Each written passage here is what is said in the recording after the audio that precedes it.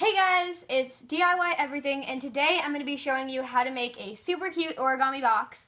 And I've actually been trying to figure out how to make this for a while because I saw some on Pinterest and I thought it would be cool. But all of the videos that I could find said super easy, and then they were actually really hard. So I played around with the paper a bit, and I figured out a way to do it that is super easy and simple. So I'm going to show you guys how to do it today. All you're going to need for this project is a pair of scissors. In fact, you don't even need these because you could rip the paper, but it makes it look a lot neater if you use some scissors. The only other thing you'll need is a piece of paper. So let's get started. The first step is, because I have a rectangular paper here and you need a square one, I'm going to fold it over, and you guys probably know this trick. It's a classic thing you learn in kindergarten, but you need to turn it around, and then I'm just going to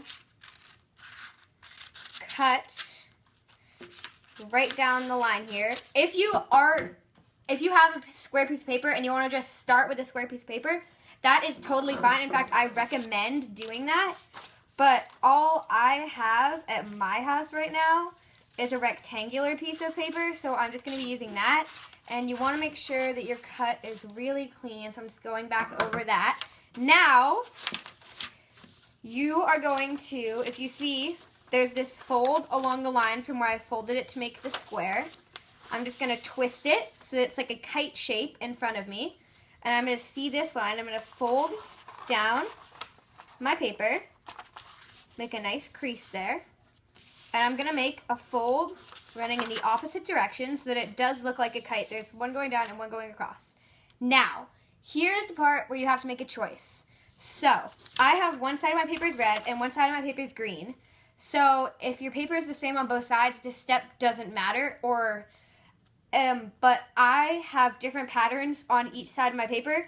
So, if you're like me and you have different colors, you're going to take the color that you want your box to be, and that color is going to face down on your table. So I'm making my box green, so the red is facing towards me. The next step is you take a corner, I'm going to take this one, and you fold it in towards the X in the middle where the two lines are crossing over. So I'm going to show you that again.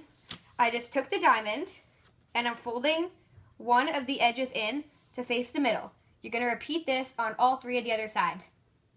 So after you've folded all of your four sides in, the next step is to take one edge of your square and fold it in until you meet the center line, just like that. And you want to make a good crease. I recommend using your thumbnail to scrape it along because then you get a really sharp line, and it just works super well to make a sharp crease. And then you're just going to continue to do that on all four of your sides. So, after you've folded in all four of your edges, you should have creases on all four of your sides here. Now is when you're going to need your scissors. So, if you look at this edge here, there's two creases going down the side, and those should form two triangles like that. And what you're going to do is take your scissors and cut down to the edge of the triangle so that the flap the triangle's on goes out like this. And then you're going to do that on your other side, like that. Then you're going to take the side that you've done that on, you're going to turn your paper around, and then you're going to do the same thing on the opposite side. But you are not going to do all four sides, because then it would just fall apart and it would make a terrible box, and it's just not a good idea. So, after you've done that on your two sides, you're going to grab your two little triangle flaps here, fold them in. You're going to grab the squares that they're connected to, these two parts, and you're going to pull them in. Just to show you that again, because this is the hardest step, you're going to take the two flaps, and you're going to pull them in so that they meet in the middle.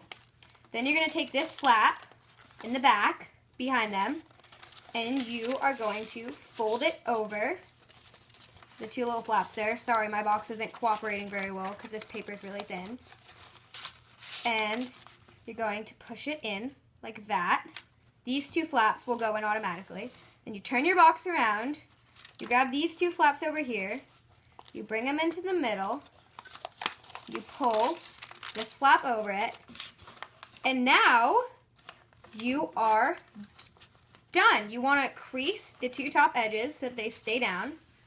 But now you have super cute origami box, guys. So just check it out. I chose green as my color, green and red for Christmas. And so the outside's green, twist it around. This is what it looks like. The inside, you have these cute 4 little flaps here. And then you can just use it as a box.